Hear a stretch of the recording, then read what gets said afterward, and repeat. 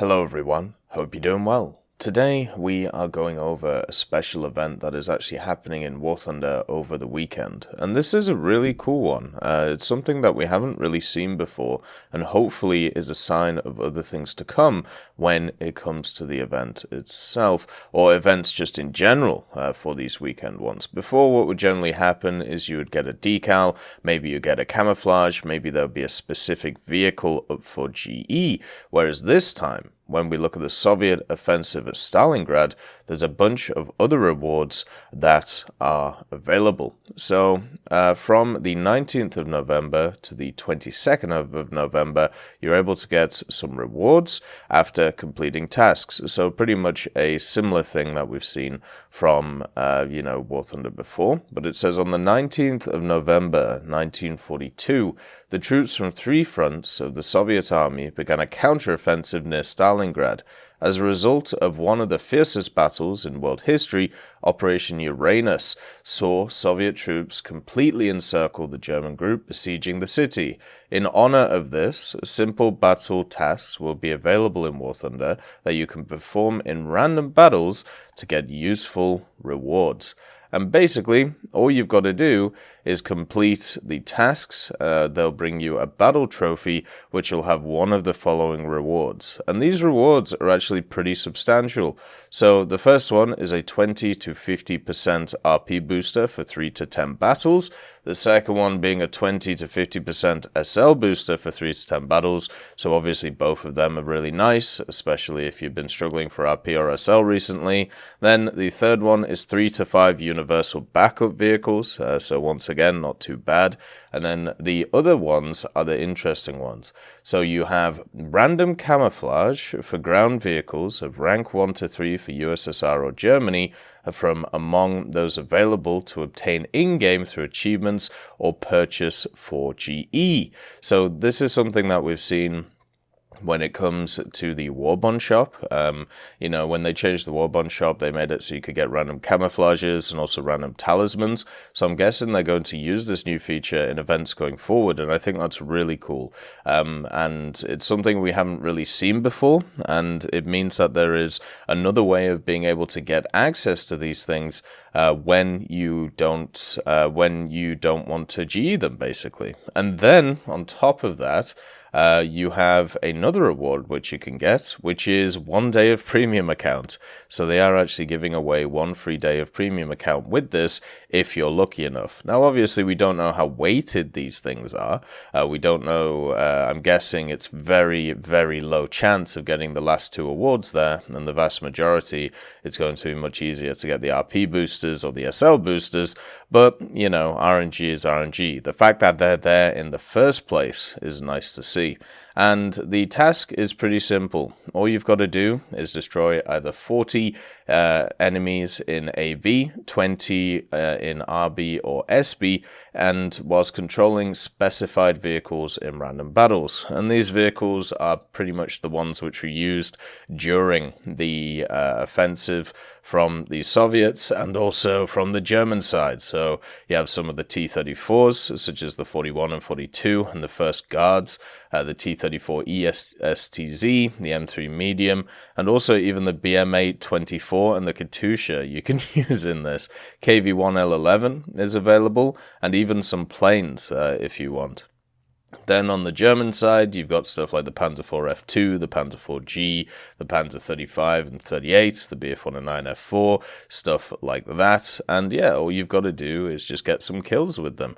And you have basically a 3-day period in order to get, 40 kills in AB or 20 kills in RB or SB. And it shouldn't be too hard to do. And it's a nice little addition to things we've already got going on right now. You've got the decals which are happening, you've got the daily tasks and obviously the special tasks for the battle pass stuff to be able to do, and then also a challenge just popped for the battle pass as well. So there's a bunch of things to focus on in War Thunder, which isn't just like the average grinding of the game, which I think is more important. We've talked about this before. When it comes to researching stuff in War Thunder, Focusing on the big goals is normally not the best thing to do.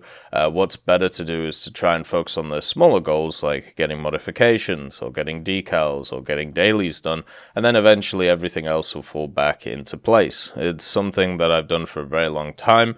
It works for me, and I'm sure it works for many others as well as we go around. So yeah, I think with this, you can use it to get the emblem of the 44th Panzer Battalion as well, since you only need 30 players destroyed and ground vehicles of Germany in RB. Then also you can work maybe on the first places for the Soviets. You can get the emblem of the 61st Brigade of the Russian Marines. This is in ground vehicles, so you can double up on these things while also doing your dailies. I think this is actually a really cool little event that they're doing, and hopefully will be something that we see more in the future. One of the problems, I would say, with it is some of the vehicles are rank 2s, or at least the majority of the vehicles are rank 2s, so they don't fully match up with, doing specials, but I think overall it still should be fine. Some of the vehicles, I think actually all of them are rank 2. I don't think any of them are actually higher than that. So that's a little bit of a problem, but it's not a huge one, since it only is a setup for 20 kills in RB. Then again, the F4 is rank 3, so you could use that for your second daily and also special tasks. But yeah, the vast majority of this stuff is rank 2. And the question is it better to do these types of events, or is it better to do the other types of events?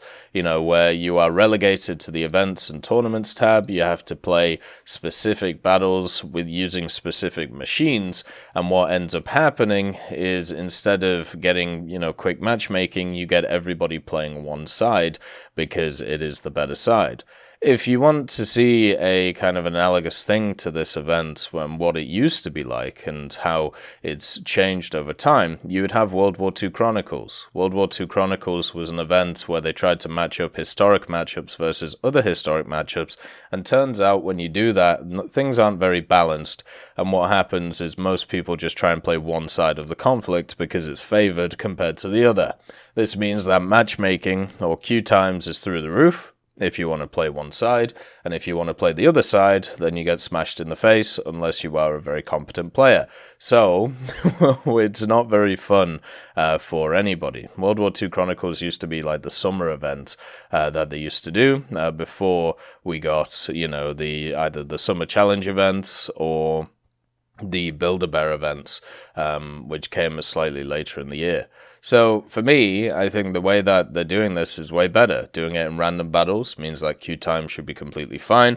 Also gives a reason for veteran players to go back to rank 2 and play some of these vehicles and have a bit of fun with them, instead of just staying at the higher echelons of the game or grinding out other stuff as well. Because one of the things that has to be noted, and something that isn't really brought up when we talk about the repair cost thing or the SL cost thing, is one of the reasons why to make it very expensive to play high tiers is actually to force veteran players to go back down to lower tiers to actually be able to grind SL. So what this does is it means that each of the brackets of the matchmaker are populated and are actually full of people. Whereas instead what may happen if you don't have a good flow of players coming into the game, at a certain point it may kill a certain BR bracket for a bit and mean that those new players have really long queue times for some reason, and then unfortunately they will leave the game. Whereas, if you do it like they do now, it means that you can have a little bit of mobility when it comes to veteran players playing lower BRs. And these events kind of do the same thing. They're designed in a way so, people who played the game for a while go down to low BRs for a bit over the weekend, and then that can give people a little bit more of a go. I hope they do more events like this. I actually really like this type of event. And we'll have to see how many people get lucky enough to get the premium account and get the camouflage. I don't think it's going to be a lot, but we'll find out over the weekend. As always, thank you for watching, and hope you all have a wonderful day.